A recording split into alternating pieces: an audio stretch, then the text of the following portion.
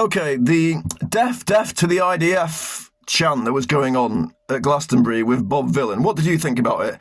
Personally, I went through a few different sort of phases of how I felt about it. My first phase of thinking about it, when I saw that initially, was, like, I just need to stop looking at all this stuff. Like, there's so much shit going on.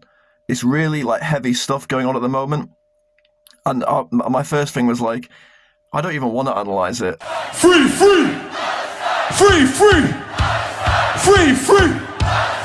Alright, but have you heard this one, though? Death to the IDF! Death to the IDF! Death to the IDF! Death to the IDF! Death to the IDF! And it's just, it weighs heavy, all that stuff, on anyone who, you know, has sort of pays any kind of attention to that. I'm sure it really weighs heavy on our collective, like, consciousness, all this shit that's going on. So my first sort of feeling about it was, I just don't even want to look at this, right? But then maybe the next day, because I am interested in this sort of stuff, and you know, real life is more interesting than a movie. So instead of watching a movie, I think it's more interesting to like pay attention to real life. So when I kind of, after about a day of like not looking at it, I like kind of looked at it again, the situation, and my second thought about it was, I was quite happy actually that kind of chant, I felt like it had almost slipped through the cracks of the BBC sort of censorship, and I was happy that had happened, because usually the BBC try and censor anything like that. I'm really glad that this has happened, because it's giving us an opportunity to expose the IDF and say, what is the IDF? The IDF is a monstrous imperialist army that has killed over 100,000 Palestinians on behalf of Israel, and it is committing barbaric acts every single day.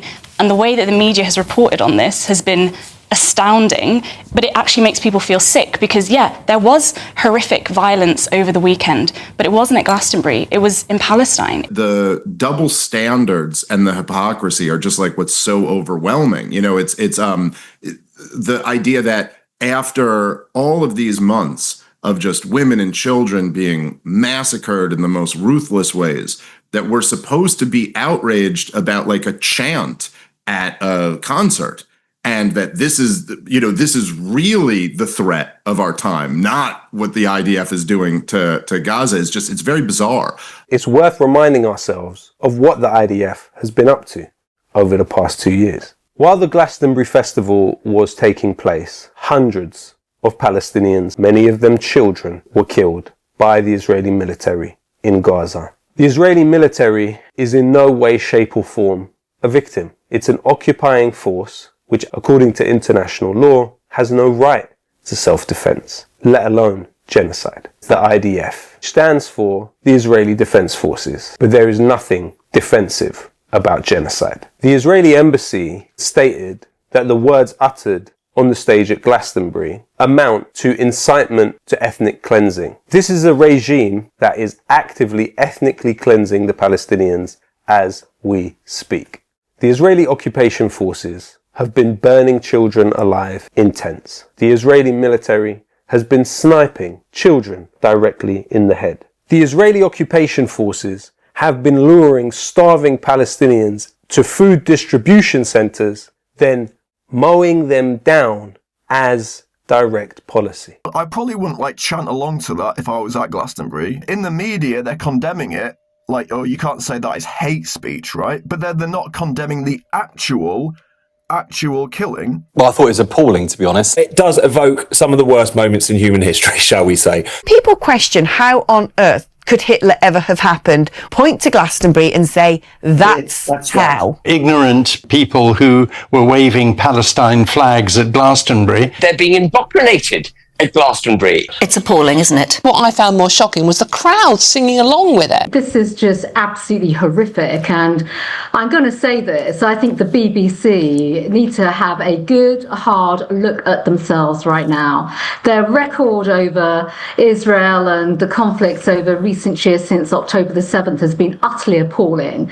They've had record numbers of complaints about their own reporting. They failed in the past to effectively call Hamas a terrorist organisation. I was responsible for prescribing them. And what we have seen today is absolutely unacceptable for what is still considered to be our national broadcaster. Israel has the right to genocide the Palestinian people. First of all, it's not been confirmed as a genocide. Even the International Court of Justice have not called it that. So you may see it that way. That is your choice. But secondly, I just noticed that you've not condemned Hamas. Do you know what, Bobby VYLAN? You wouldn't last 5 minutes with the average IDF soldier. I was going to say, would eat you for this breakfast, is my thing. mate. Is actually Because that's just war. War is war.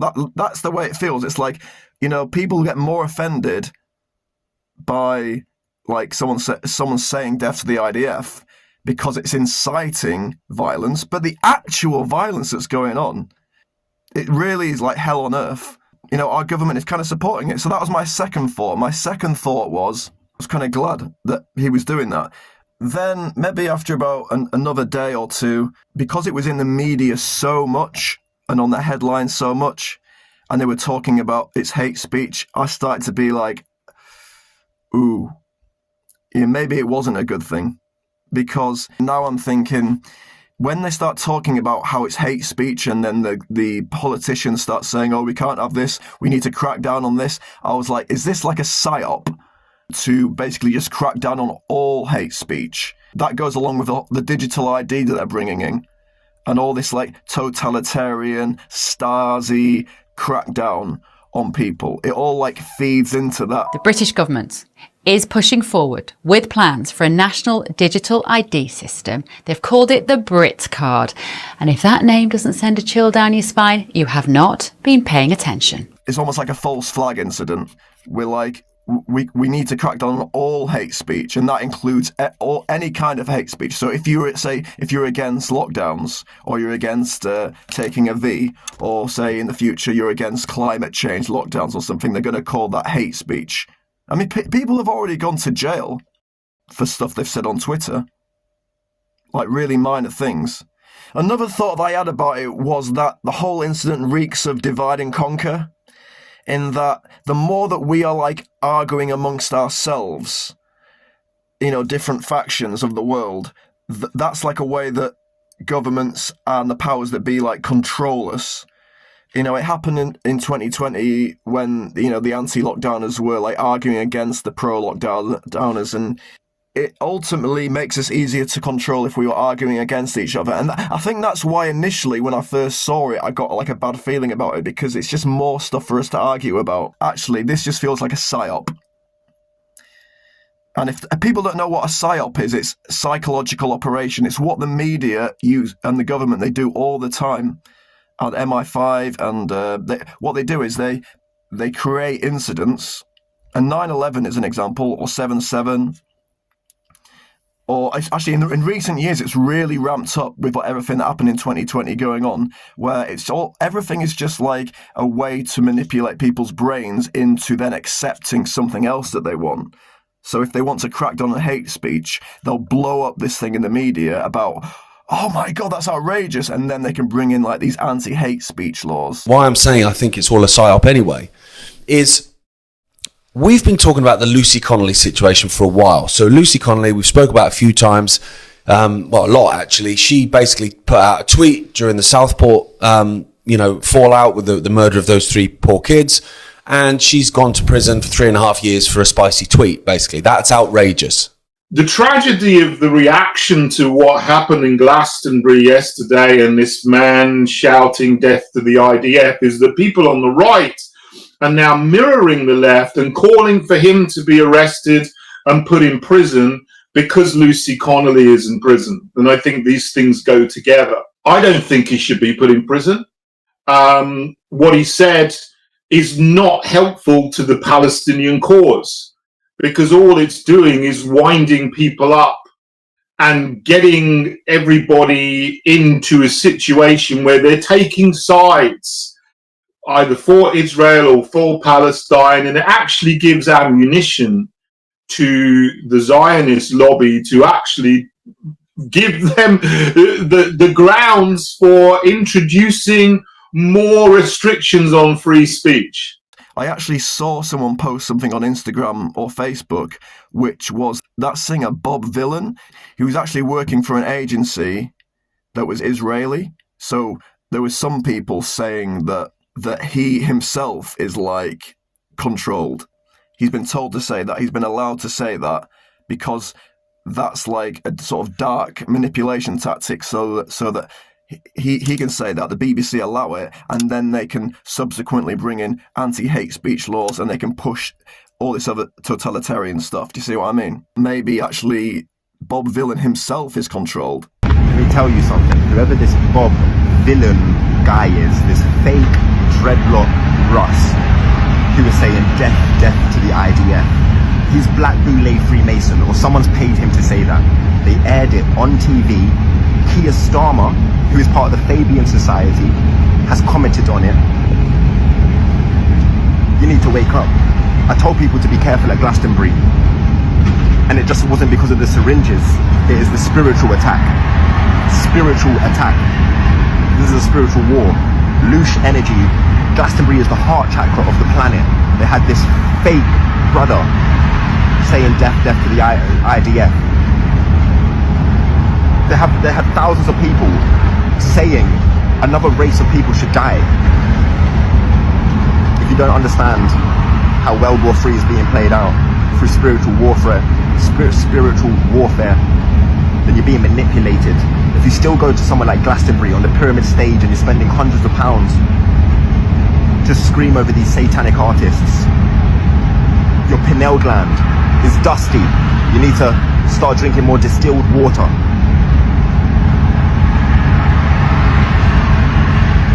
These people are just entertainers.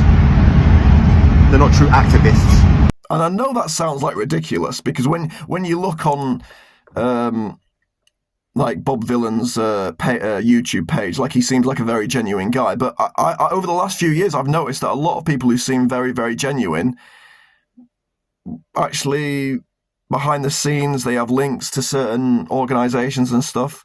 But I don't know. You know, for all I know, Bob VYLAN is actually, you know, a genuine guy. I just don't know. But the other thing is, when I looked at some of Bob VYLAN's content, he had another song which was like, it was called like something, you want your country back.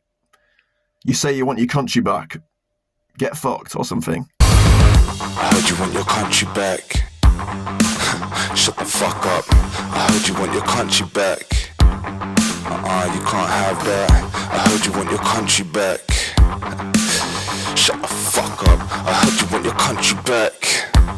Oh shit, me too. I heard you want your country back. Haha, shut the fuck up. To the adulation of the almost exclusively white middle-class Glastonbury crowd. Despite all the Palestinian flags around him, he's definitely not saying, I heard you want your country back, shut the fuck up. To them. He wouldn't dare. Of course, they must own their land, which must be protected at all costs. He'd give the Palestinians a solemn indigenous land acknowledgement. No, when he says, I heard you want your country back, it's directed at people like me, far-right gammons, or whatever you want to call us, who actually do want to change the trajectory of our country away from the relentless third world communist enshittification and reclaim it as a garden of Western civilization. Not everyone agrees with me that this is a good idea. He's chanting this to a field full of middle-class lefty Brits. On the immigration thing, I'm not against any other cultures and stuff, but there does seem to be an agenda where they're deliberately bringing other cultures in to stir the shit up in our country. You know, and the lefty people are just like, if you're against any kind of immigration, then you're racist. And I'm not so sure about that, because I think at the moment there's an agenda behind everything. I question everything. So with this Bob VYLAN incident, I actually really don't quite know what to think about it. You know, the main thing with me at the moment is, it's like, I'm getting older, and I'm realizing I'm for the first time in my life, I'm realizing that I'm going to die at some point. You know, I've never thought about death before until the last few years. I think that's because I'm also starting to think about whether I want to have kids or not, because I'm going to have to do that in the next few years. And when you start to think about having kids, you also start to think about death, because it's all ties in together, birth and death, and this life that we're in. It's like, what's it all about? Is it like, what are we here to do? Are we here to just have fun? Are we here to raise kids? Or are we here to, you know, try and constantly analyze the news and, you know, and try and get the truth out there? Or are we just here to, you know, go in nature and, you know, do you know what I mean? It's like, over the last few years, I've thought about that stuff a lot. Yeah, so with this incident, there's various different sort of opinions on it. And I understand everyone's perspective. And the fact that, and my perspective on it has kind of changed over the last few days.